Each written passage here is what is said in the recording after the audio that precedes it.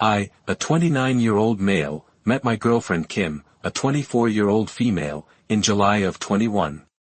She was working in an upscale restaurant that I ate at frequently. I tried to ask her out several times before she actually said yes. After 3 months, she asked if we could be exclusive. By March 22, we moved in together. Before she moved in, I took her to meet my mother. Kim was very anxious, but not as much as I was, as my mother can be very intimidating and overpowering.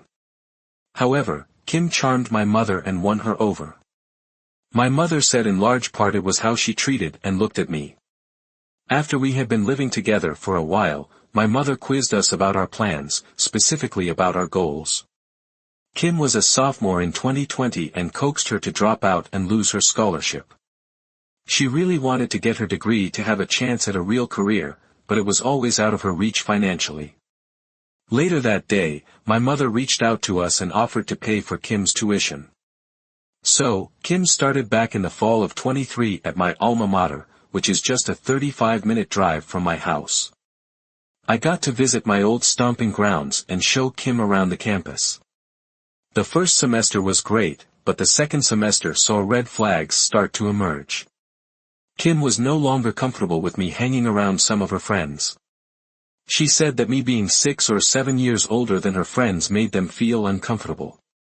She also had a study group that met on Wednesday night and an early class on Thursday morning. So, she started spending Wednesday night with one of her girlfriends to get more sleep before class. She wanted to go to Cancun for spring break until I offered to book our tickets. She wanted to go alone with her girlfriends, some of whom got invited to a frat party at my old frat house. I insisted on going with her, knowing what those parties were like, and we fought until I foolishly caved. When she got home from the frat party, it was late, and she went straight to bed. Early the next morning, she got into the shower, and I slipped in there with her before she realized it. It was not an unusual occurrence.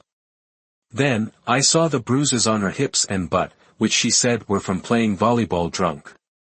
I know better, I have left bruises like that on her. But the one she tried her best to hide was a bite mark and a hickey on her breast. I wouldn't listen to her lies and said she needed to leave.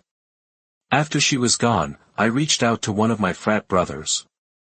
I knew his little brother was living in that frat house and was surely there at the party.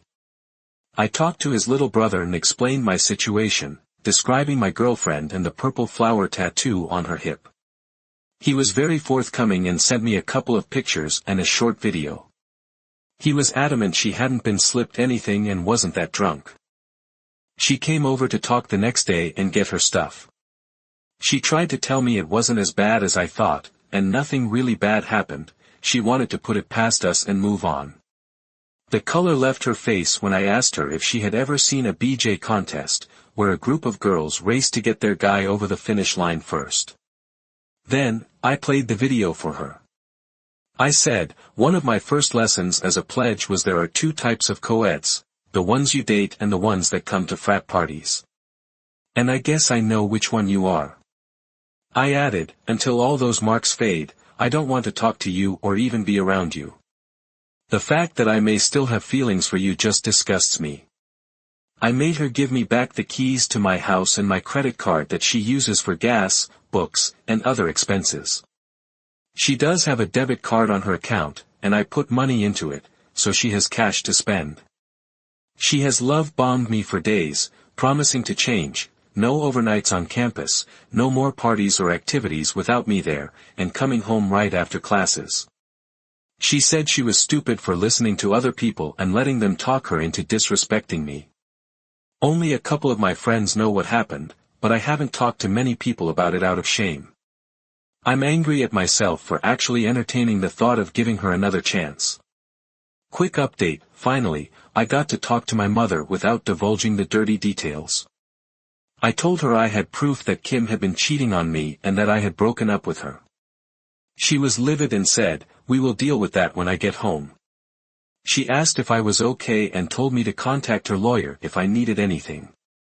I told her where I had left the things with Kim, and she offered again to cut her trip short and fly back home. I told her there was no need to come back, and that I had things handled. Then, I got a call from my older sister. She was in her car and headed to my house.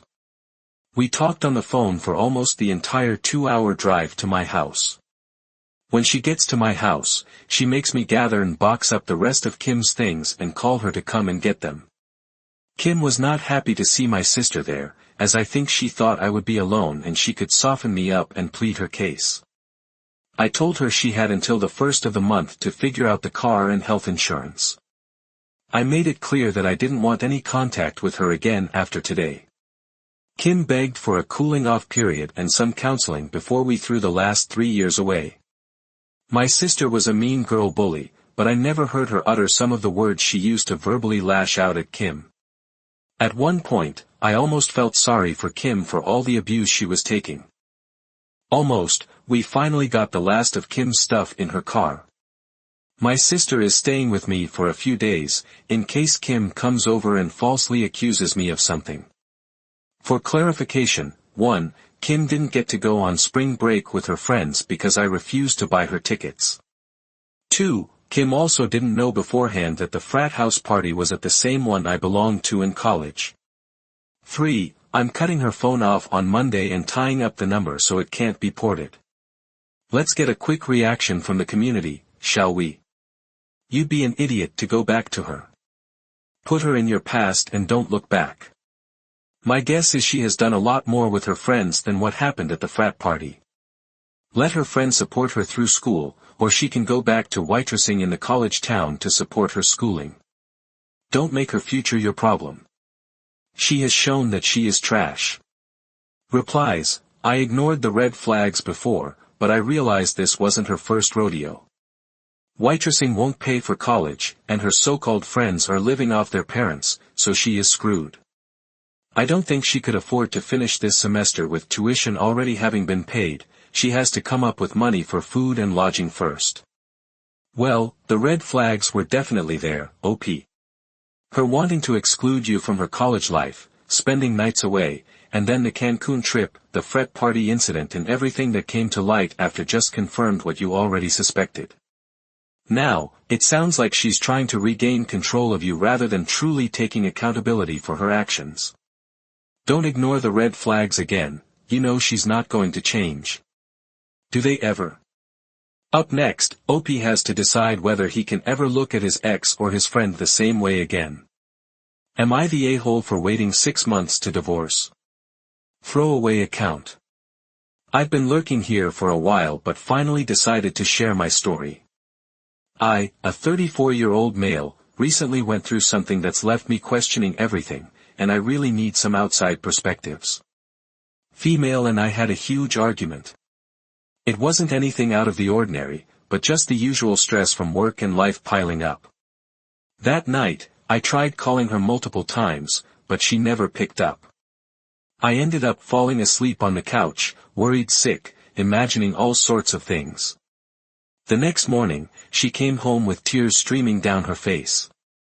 She sat me down and confessed she had slept with my best friend. She didn't spare any details when I asked her questions, and her honesty was brutal. She told me he was better, that she felt touched and like a woman again.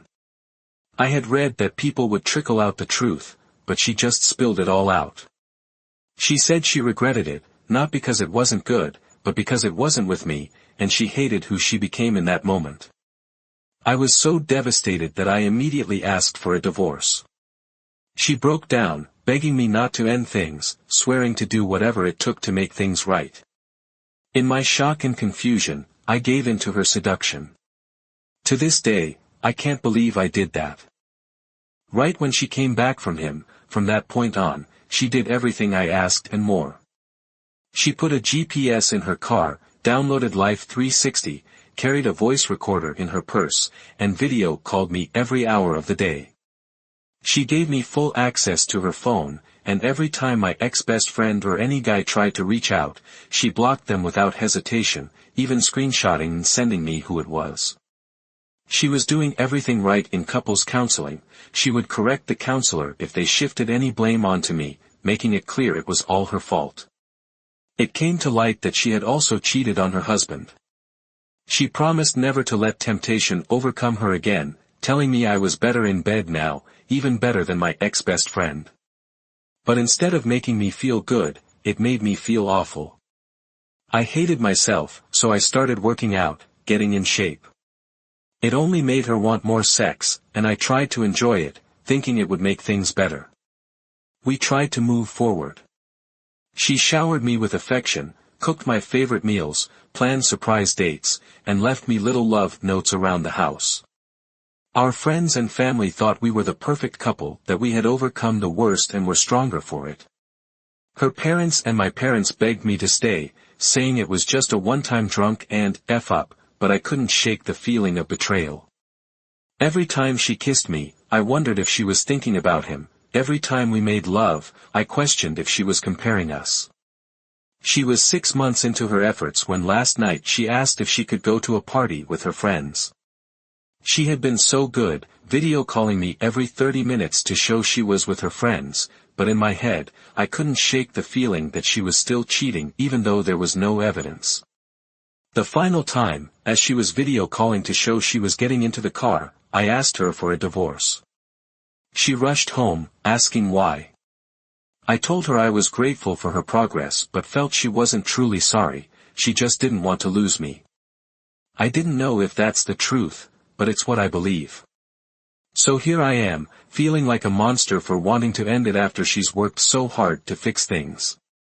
She's been nothing but devoted and sincere in her efforts to make amends, yet I can't get over the image of her with my best friend. The pain of her betrayal is searing every time I close my eyes, I see them together, and it tears me apart. All I think about is him and her.